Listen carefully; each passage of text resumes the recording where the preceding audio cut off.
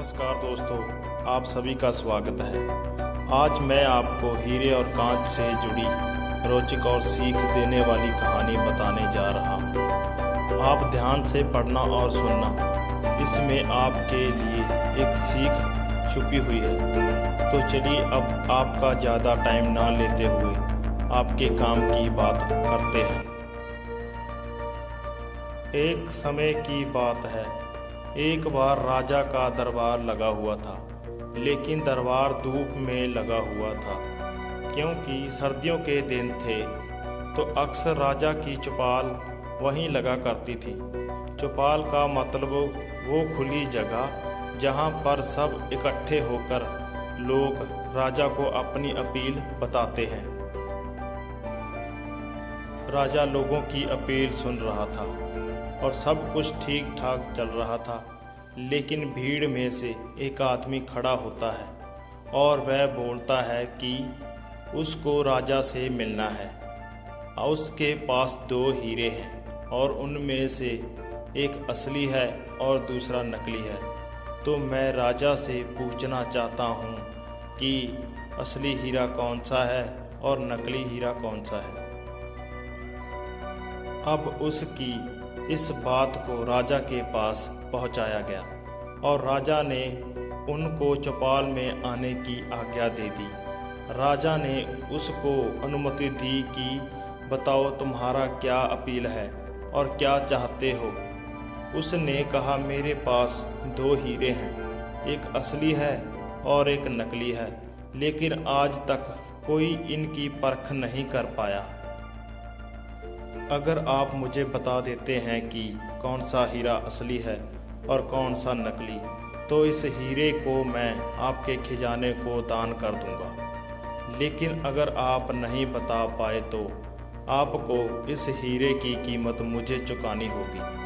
राजा ने ये स्वीकार किया और ये प्रक्रिया शुरू कर दी।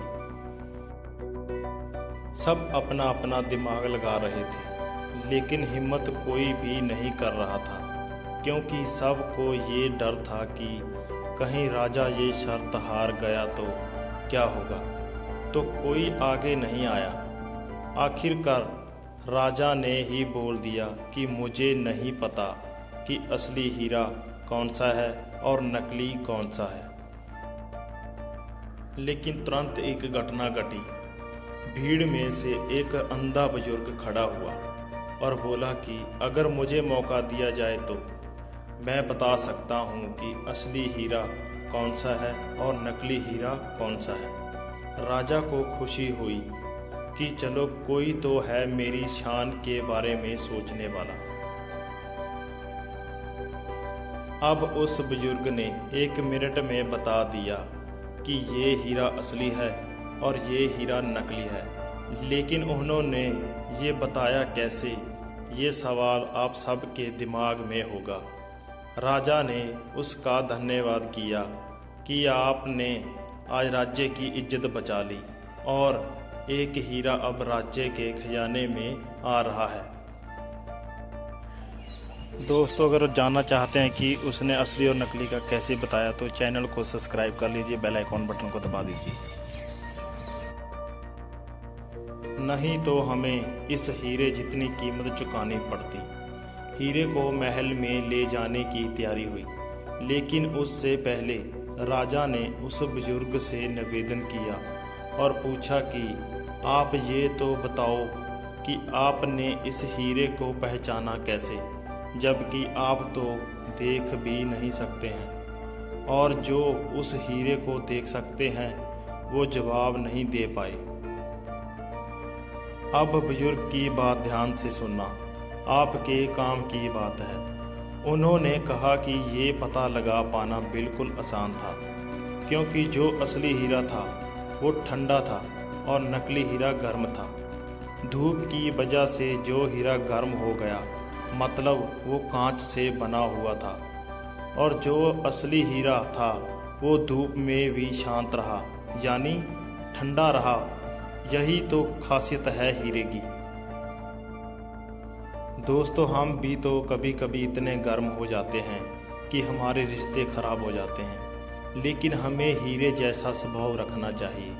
परिस्थितियाँ चाहे कैसी भी हों, अगर हम ठंडे रहेंगे तो इससे हमारा ही फायदा है। कुल मिला के बात यही है कि हीरा बनिए, कांच नहीं। तो आप क्या हैं, आप खुद जान सकते हो। दोस्तों, आपको कहानी कैसी लगी हमें कमेंट में ज़रूर बताना, और ऐसी कहानियाँ सुनने के लिए हमारे चैनल को सब्सक्राइब कर देना, वीडियो को शेयर कर देना और बेल आइकॉन बटन को ज़रूर दबा लेना।